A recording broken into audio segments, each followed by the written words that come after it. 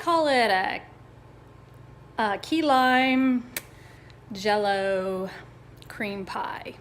It's the recipe I found, I tweaked a bit online, and it's they called it a cheesecake, but I'm like, it doesn't taste that much like a cheesecake. It uses gelatin, Jello gelatin, which, as you may know, has aspartame, which is not an ingredient you want to eat a lot. But if you're bringing in a cheesecake to an event, you need to bring a dessert to like one of your Mormon-y functions. Jello desserts are very popular at Mormon-y functions, and I grew up Mormon, so gotta teach you how to make a Jello cheesecake. So we're gonna use 1 box of Jello, turn the stove on high, and then we're gonna grab 1 cup of water. I'm gonna put my cell phone down in a minute so I can open up the box.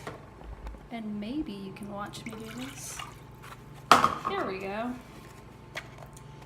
Now,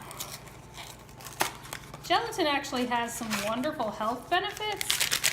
So even though it does have aspartame and artificial colors, it's got some good things going on. And I use this little whiskey thing and stir, stir, stir, stir. Easy peasy.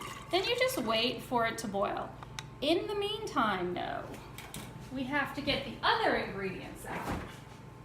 And the other ingredients are cream cheese, and I gotta make a walnut crust.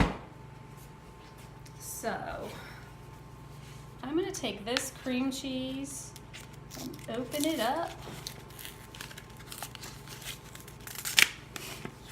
Now you can use a hand mixer. I have a KitchenAid blender that I'm using, but a hand mixer will work just as well. Now, I'm gonna be honest with you. When I've made this, there have been some lumps of cream cheese, so it may be wise to soften the cream cheese up a little bit, but if you've watched any of my other videos, you know that I'm a lazy cook, and I don't do that. I gotta get a knife and open this. All right, there we go. So yeah, I'm just dumping this in to my KitchenAid blender. Voila.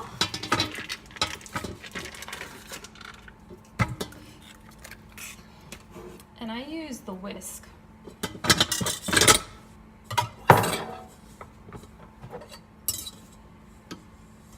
And so your goal is to break it up and blend it up with the Jello. Here we go. So we'll turn that on. Now I'm gonna go get the Jello.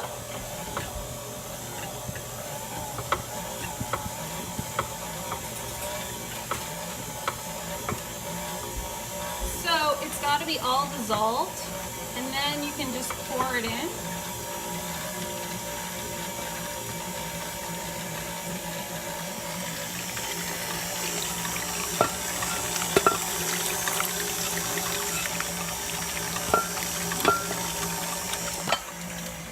There you go.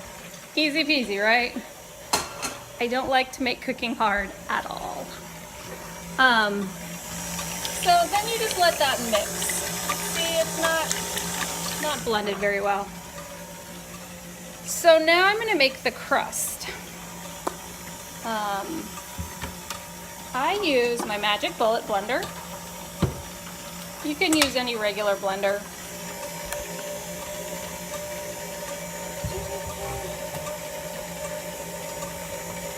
Grab one of these.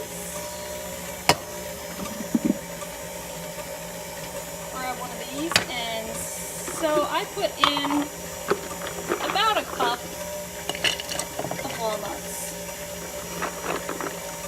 for my crust. The next thing I also use, so one ingredient I use is coconut flour. Not that I like coconut flour and not that it adds that much, but I just want to get rid of it. So I add in a teaspoon of coconut flour, and sometimes you want your crust a little bit sweet. I add in a teaspoon of sugar.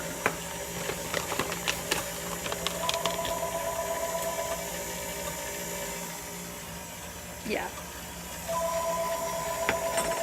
I'm not going to get the phone.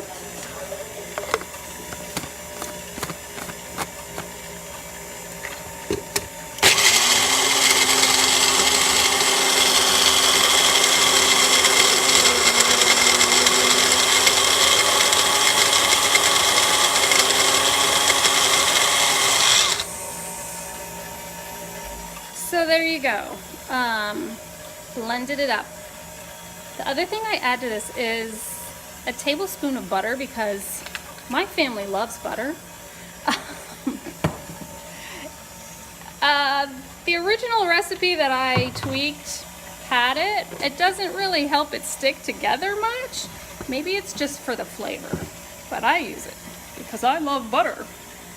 All right, now if we look at the filling, ooh. Yeah, I dropped my phone. Thank goodness it didn't fall in. All right, so the next thing, I got some melted butter. I used my microwave for like 30 seconds, melted a tablespoon of butter. I'm gonna make the pie crust. Let's angle this down so you can see. It might not work. There we go. So, you want to smooth it out all over the bottom of the pan. Some of these nuts didn't get broken up all the way, and that's okay, they're just nuts. I could, if I wanted to be perfect, I could take them out and break them up some more. But I think I might just leave them. Lumps in this dessert is not going to be a big deal. And then I just pour that over top and then smush it together, smush it. Smush, yeah, see, I'm not so technical when it comes to cooking. In fact,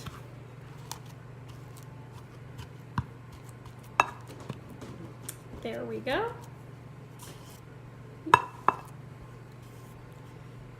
So you just want to cover the bottom of the pan. And don't sweat it if it doesn't cover the whole bottom, because, yeah, just don't sweat it. Life's too short to worry about stupid stuff like that. There'll be plenty of sweet going on with the other stuff. The filling. All right, that's enough. Okay, there's one more step for the filling, and that is to whip up a cup of whipped cream and fold it in. The reason for this is to get some air and fluffiness into it. So, this is 2 cups of whipped cream, heavy whipping cream. Yeah.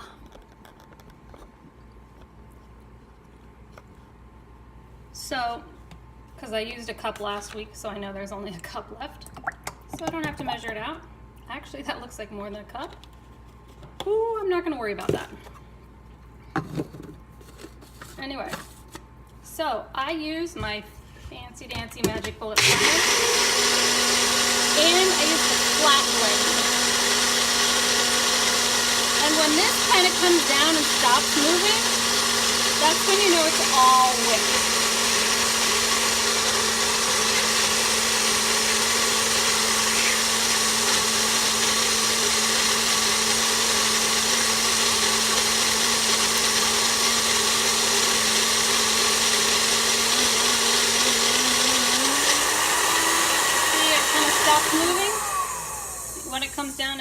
smoothie, that's when it's all whipped. And see if you look at it, nice whipped. So I can take this out.